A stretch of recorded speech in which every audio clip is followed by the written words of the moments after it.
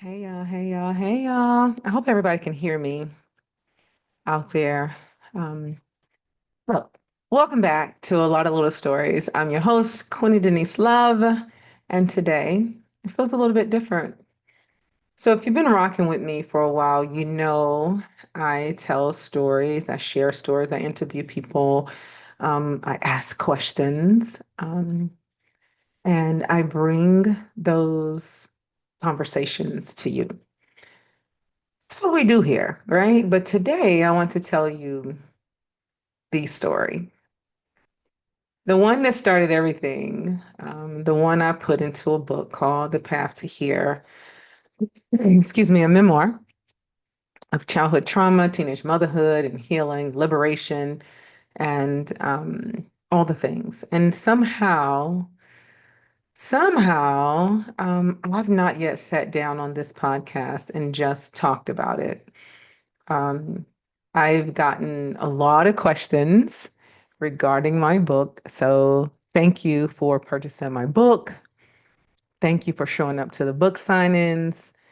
Thank you for sharing with others um, your thoughts on the book. Thank you for those that purchased the book for other people. It's been a very interesting road. But today we're going back and way back.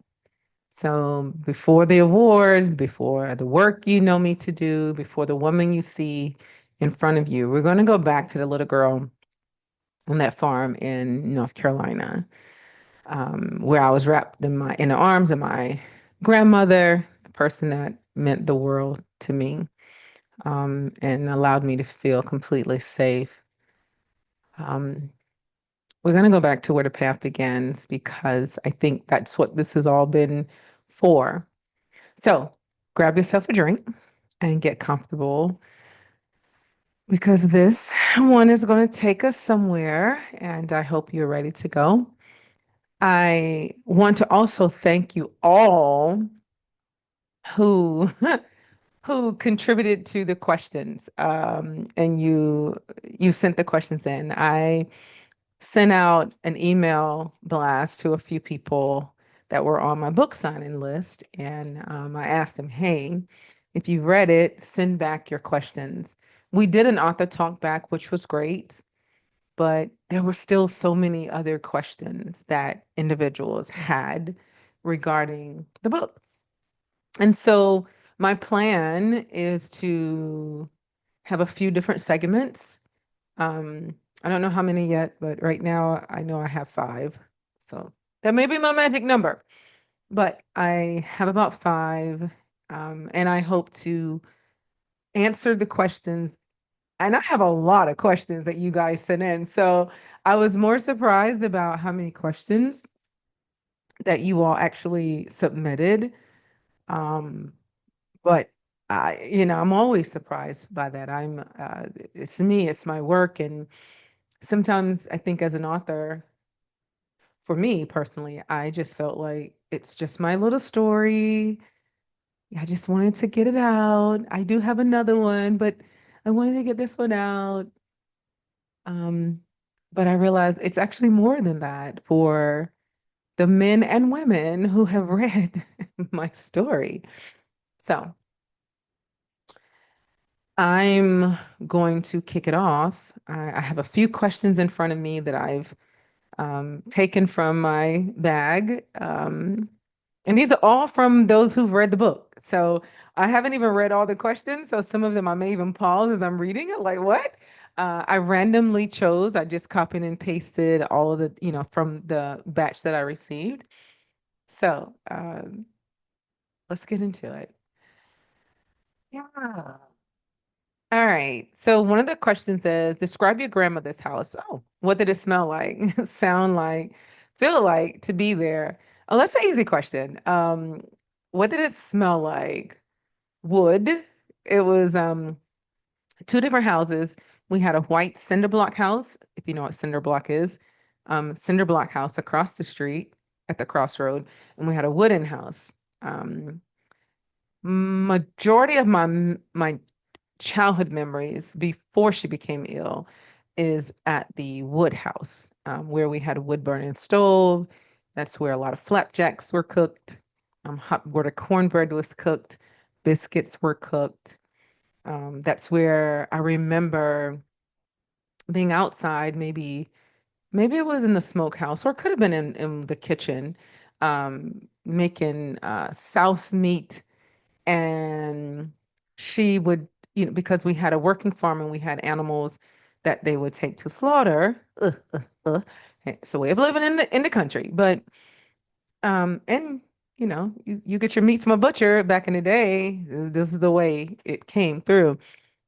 They would take the cows to slaughter or pigs to slaughter, and typically you just killed your own chickens. But I remember we would bring back the meat after taking one of our animals, livestock, to the slaughterhouse, and we would come back with all this meat. And there's certain parts of the animal, if you're listening, you probably know, and I don't, but there's certain parts of the animal you would use to grind up to make like hamburger meat, to make sausage, to make souse meat, to make pudding. Oh God, you name it. See, this is this question makes me think back all that. But I remember those smells of that fresh meat. Ugh, I'm not a meat eater now, y'all, but I still remember the smells. And I also remember we had what they call a smokehouse. And in the smokehouse, our meats would hang up and they would be salted and heavily salted. We'd go get these really big bags of salt and cure the meat. Now, mind you, I'm like 5, 6, 7, and I still remember this. Um, but I remember what it smelled like when you walked into the the smokehouse.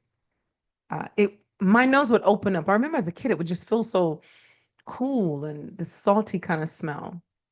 Um, yeah. So, and as far as in the house, we would have gospel music playing often. A lot of creaks and little, the floor was a little crickety sometimes. Walking on the porch, you could always hear when people were coming on the porch, and the screen porch door always slammed. So there was that. And the other thing that I still remember and oh so well is hearing the cocks crow, right? Hearing the chickens. Um, wake us up in the morning. But I also remember hearing the pigs outside when I would go out there. I got an opportunity to feed the animals, so I really love that. All right. What did she call you? How did your grandmother make you feel seen as a little girl? She called me Sandra or Gal. I'm a gal. She was very, she was very, very country, like with a twang. But no, she really wasn't. And I think because my grandmother, she spent some time in New York and, kind of traveled when she was younger. So I don't think she was actually from the area that she raised us up in. Because the individuals around that area, they had a very distinct sound. And you would hear people say, "Come here, gal. Sandra, get your butt over here. Come here, gal." Like you would hear that. But my grandmother would call me Sandra or baby. So I didn't, no shade on my Robeson County family. If you're listening to this, y'all know that's where I get the y'all from. Hey y'all. And I've been gone forever. I mean, I've been away since I was 9, 10 years old, but it feels good. All right. What was your regular day like living with her? What's a memory that just lives in you? Um, a regular day living with my grandmother was simple. I mean, it was just I was a little girl, so it was simple. My older siblings would go off to work in the summer, and during the school year, we would all go off to school. So it didn't we didn't have a lot of distractions. We played a lot of sports as kids. We were busy on the farm, very busy on the farm. I was thinking about that earlier today, like, wow, I don't know. It made me kind of wonder, like, were there any other kids working in the fields? But I think so. I feel like I remember Anthony and Dennis and, Bucky, these other people that work. But I start thinking about it today. I just remember all of my siblings leaving off in the summertime to go work in the fields, like not picking cotton. We were past that, but we were picking cucumbers and tobacco. Um, but that was a way for my siblings to make a little extra money, and my grandmother, because I wanted to make money, and I don't remember if I put this in the book or not, but I wanted to make money, and my grandmother would allow me to pick up cans and bottles, and then you could take them to this place to recycle them. And I thought I was making money, right? It was like, I mean, like $5. That may be reaching. But yeah, that was my norm. But school was a big thing. PTAs was a big thing. I went to Prospect Elementary School, or Prospect. It was it was primary, secondary. Everybody was there together. So we were busy with school. It was just normal, right? It was normal. Church, church, church, church family, a lot of praying, a lot of gospel music. Um, we had, it was five of us children, so we had enough things to keep us busy. We always look forward to the school year because we got a chance to go into the catalog. Y'all go figure. That was our Amazon, but it would take a long time to get to us. But we did. We got a chance to look in this big Sears and Roebuck's or Belk's catalog, and we could pick out our clothing. And then my grandmother would order, I don't know how she afforded it, but she would order jeans for all of us. And as I got older, I remember getting more items. It was only a few, but I did get more items each year. You got a good pair of shoes. She also was a seamstress, so she sewed a lot of our fancy dancy dresses. Um, and I think the older girls got a chance to maybe go to like Diane's store. I think that was in Maxton or Laurinburg. My sister would tell me. But I remember they would get to go to like Diane's. And I think there was a store in Red Springs that somebody, they would go to. But, we had a beautiful, simple life.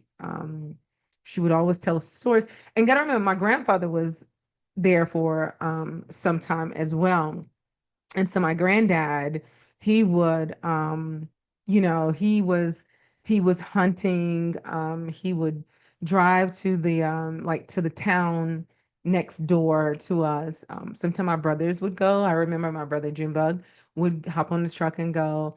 And I always thought it was such a beautiful privilege when I got a chance to hop on the truck and ride to what they call the mill, which was a couple miles from my house.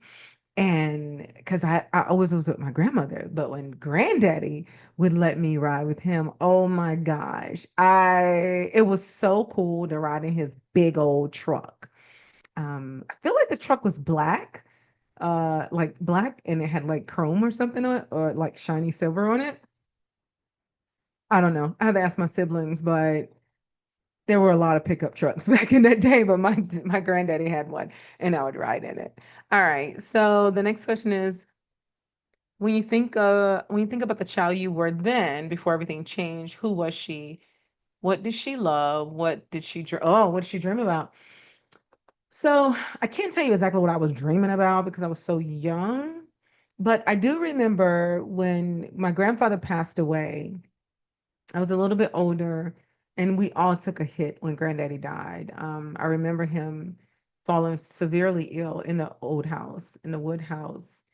Um, Things got real serious because now my grandmother she was mom, grandma, and she was also the protector. where my granddaddy used to be the one. I mean, my grandmother was kind of fiery too, but my grandfather was the one that had the gun, what they call back then, like a bridge loader and bridge loader or a bridge loader. Y'all help me out. And a shotgun. And so granddaddy protected us, right? We had two other boys at the house, my two brothers, but my grandfather was the protector. So when he fell ill, I remember as a kid, I remember now I know what I was seeing. I saw the shift in my grandmother's responsibility, right? Her position. And I remember we stayed more at the White House, the cinder block house, than we did at the other house where he fell ill. I don't know why. I don't know why we shifted, but that was a more modern house. That house had, running water, bathrooms installed, all the things. The old wood house, the bathrooms came later. I remember not having a bathroom in the old house. Um, but it was an older house, less insulated, things like that. The newer house, it was a more modernized and it had a big porch. As a kid, the porch seemed huge. So we transitioned over there, and that's where I spent a lot of my time, like just kind of out in the field with my grandmother. I don't know how that shifted or what the shift was. Maybe it was the season. I don't know. But it was like a winter house and a summer house. They were just across the street from each other. But I do remember there. I hated leaving my room across the street, though. I remember, even though we shared a room over there, me and my grandmother, I hated leaving that room because I could put pictures up on that wall. And in the newer house, I had not yet fully put the pictures up. So in the new house, I remember modeling. I remember like fantasizing about being a singer like Michael Jackson. Um, I remember just like dreaming, like I didn't want to get old. I just wanted to be young forever. And then my grandmother put a stop to that real quick. And then I started being able to more appreciate um, like what she was trying to teach me. And so then I start envisioning myself as an old woman, right? That it was wild. Over there in that White House, I started dreaming and seeing things totally different. I knew I was very smart as far as like school. And, at the school, they tell you you could be a doctor, a lawyer, you could be a school teacher. And as a young girl, I believed this. Even though I was a Black girl, I believed that this was possible, even though there were no other girls around me that looked like me that was, you know, but I was convinced. And so I was able to dream more in the newer White House because um, I don't know, things were just different on that side of the street. That's kind of weird, right? Now that I think about it. Like, what was so unique about that house? I don't know, but we had a trailer behind it that my mother used to stay in, which this did not come back to me until after I wrote this book. The Path to Here opened up a lot of those memories. But I just remember I wanted to be, like I was always inquisitive and I was smart. And at that time, I was also going to church and I was singing. So it made sense that I thought I was going to be like a singer or an actor or a model because my brother had me modeling in the house with my grandmother drapes, so yeah, I just really was able to use my imagination and be a kid. I was such a tomboy that I was also hunting like with BB guns with the boys. So I just really was able to be a kid, you all. And I know like it's such a good memory because it was so innocent then. And I do wish I could have held on to that much longer than I did. And I think there are a lot of people that hear my story, read my story, of stories like I Know Why the Caged Birds Sing, or stories like Unbound. Um, I think I think there are a lot of us that can relate because we had these childhoods that did not last long enough. because maybe our innocence was snatched from us, or we were introduced to things that caused us to grow up fast. We just didn't get the opportunity to be children. Um, but I remember how beautiful and innocent life was. I'm so sorry, you all. Um, so your grandmother's stroke changed everything without going too deep tonight. Oh my God. Let's see. Oh, can you describe what it felt like when the ooh, okay. So this is a great question. I'm sorry. I have like messages coming in. Um, the stroke. My grandmother had her stroke, and this is something I've tried to share with people everywhere about the importance of telling children the truth in a way that they can understand it. Because if you don't, they may carry they may carry the wrong message with them for the rest of their life. So when my grandmother had this stroke, she left and just went to the hospital. I didn't know anything about a stroke, but I was a very smart girl. And so, to be honest with you, someone could have told me what happened and maybe explained it to me in a way where I could have understood that she's not going to likely come back in the same way. So I realized she was not deceased because I understood deceased because my grandfather had passed away just a couple years prior to this situation.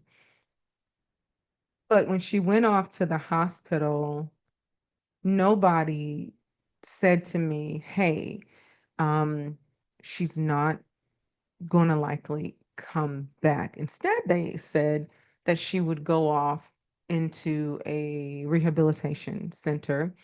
She would do the work and the physical, I guess, work, and then she would likely be able to walk again.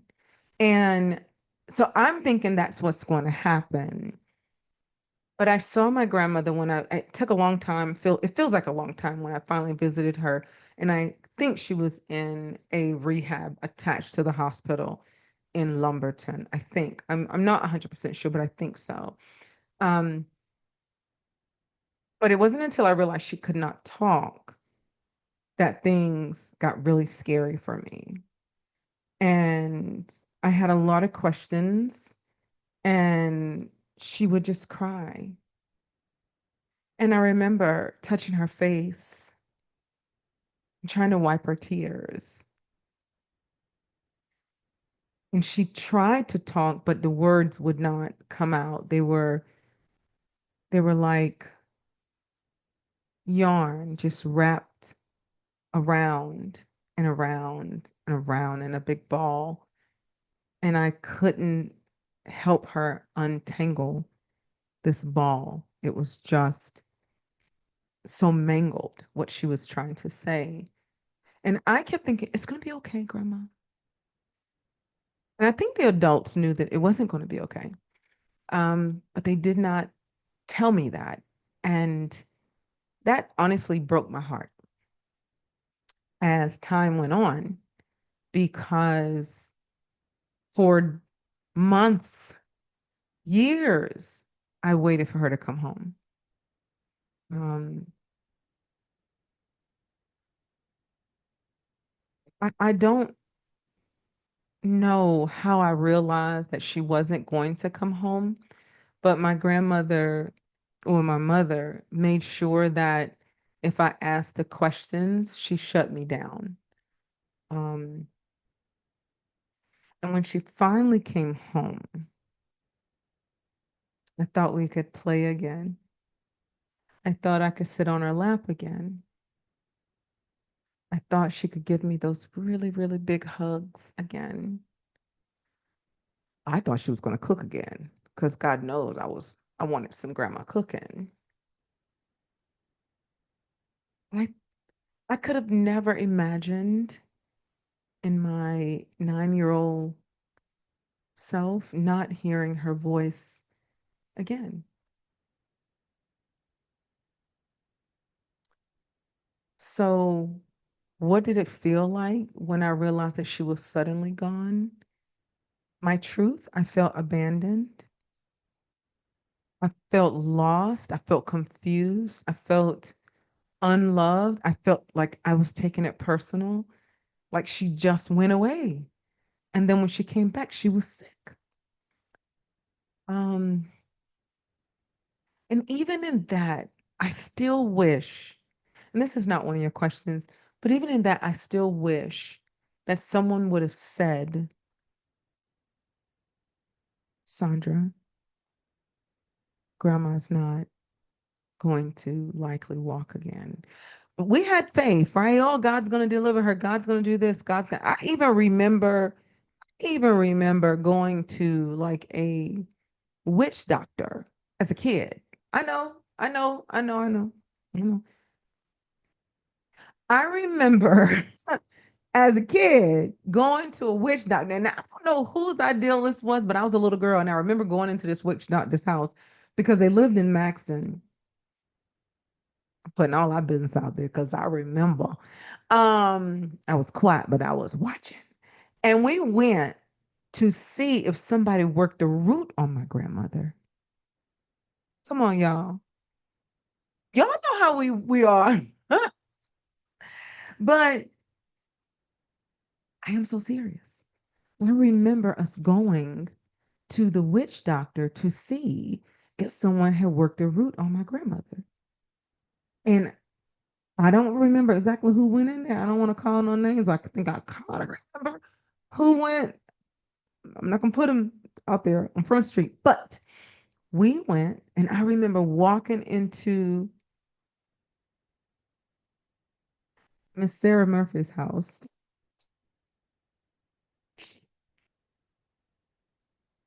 This it's all coming back to me now, but I remember going in there and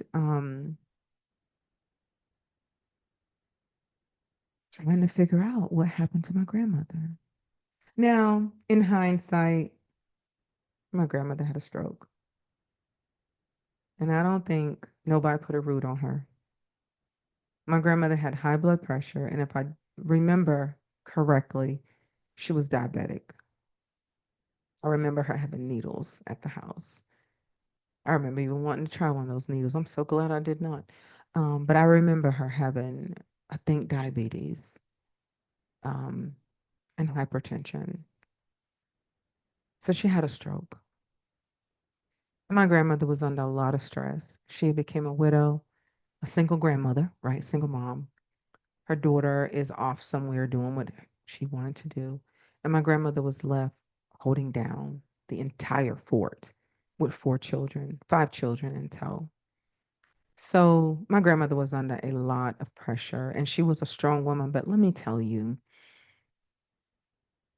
there's limited rewards in being a strong woman who carries on the weight of your children, your grandchildren, the community, your church, the church family, and yourself.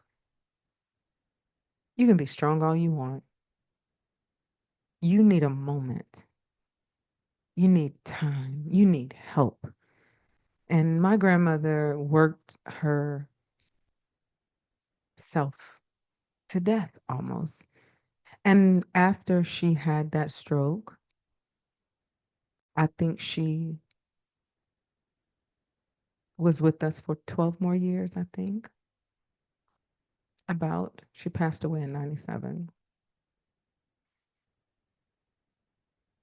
Imagine that. This is a woman who had been preaching the gospel for so long, and she laid there in nursing homes because her daughter kept putting her from nursing home to nursing home. away from her family, away from everything that she knew.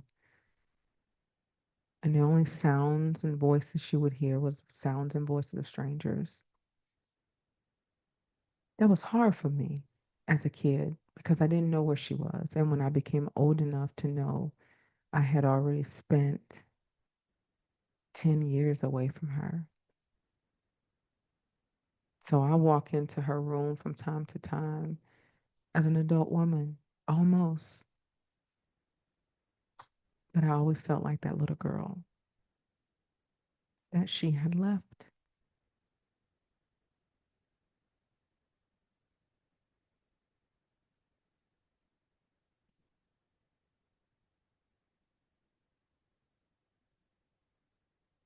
I think that's it, you all. I think I've shared enough and I've walked down memory lane enough. I want to invite you all to go grab my book if you have not. Um, you can catch it on Amazon, The Path to Here, or you can get it from me directly at I am QueenieLove.com. Um, yeah, have all the contacts where you can find that book. Okay. My name is Queenie Love, and I am the host of A Lot of Little Stories podcast. And this has been real. I've enjoyed my time with you. And thank you for listening to segment one of The Path to Here. Thank you for sending in the questions. If you hear this and you have more questions, please get them to me. I am Queenie Love, QuenieLove, .com, or you can hit me up on Gmail. I am Queenie Love at Gmail. And I'll read your questions during my next 2, 3, 4, 5 segments. Thank you, everybody. Have a good night. Bye.